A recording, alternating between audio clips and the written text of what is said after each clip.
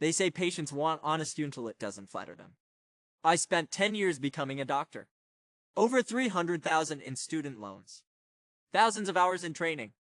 I didn't go through all that to become a people pleaser. I became a doctor to help people, and sometimes that means telling them what they don't want to hear.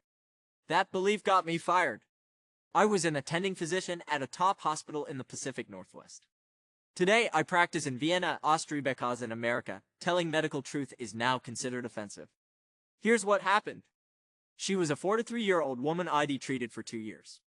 Type 2 diabetes, high blood pressure, joint problems. Her labs were getting worse. Her weight had gone up 17 pounds in 3 months.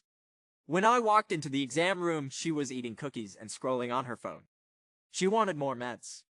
I told her that wouldn't fix the root problem, her weight. I said plainly but professionally that her weight was causing serious health risks: heart attack, stroke, kidney failure. She snapped. Did you just call me fat? I told her it wasn't an insult, it was a medical diagnosis. Her BMI was 38.6, her weight was killing her. She stormed out and filed a formal complaint by the end of the day. Accused me of verbal abuse and fat shaming. Left a 1-star review online. The next morning, I was in my department chair's office. I was told I needed to attend a patient communication workshop and write an apology letter. I refused. I told the truth respectfully and clinically. That earned me a formal reprimand. A few weeks later, I was covering the pediatric ER. A 15-year-old came in with severe abdominal pain. Intake form listed a female name. The teen introduced himself as Alex and used he, her in pronouns. The parents rejected this and insisted I treat their child as female. Tests showed an ovarian torsion, twisted ovary, a medical emergency. I explained the issue using medically correct terms. Alex became distressed. I am not a girl, he said. I told him I respected how he identified, but I had to be medically accurate to explain the issue and save his life. The parents lost it. Demanded a different doctor. Threatened to withhold consent for surgery unless I stopped validating delusions. I told them bluntly, without surgery, the ovary will die. Delay could cause infection or death.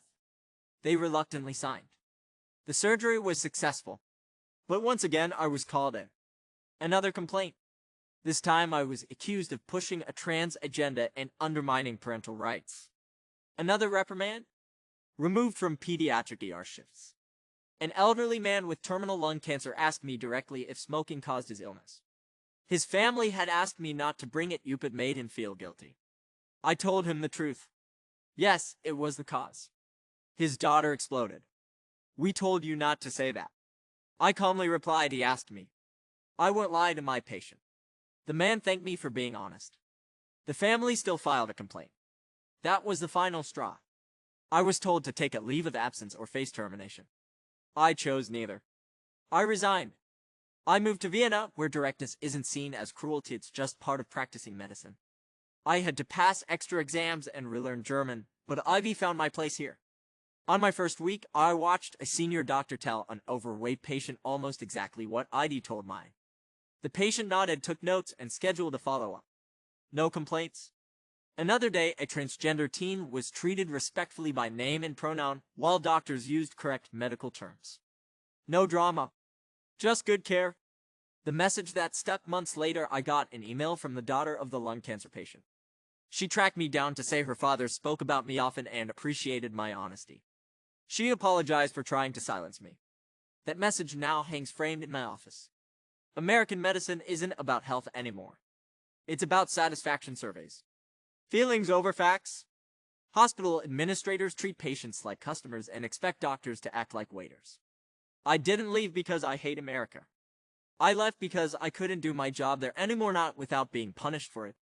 Being a doctor means telling the truth even when it's hard to hear. And yes, sometimes that means saying your weight is killing you or your child has ovaries and needs immediate surgery. Some call that cold. I call it care. I'd rather lose my job for being honest than keep it by lying. I had my son create a new Reddit account so I can post this story, and one of those YouTube people who make Reddit videos reached out and I wrote a more detailed version for their video. I think it's live as of today on https per YouTube. Bayo Isvanu for veterans. Sequel when Tysons for SQC my WZG can I, so if you are interested in other instances I had with patients and a more in-depth full version of the story, you can see it there.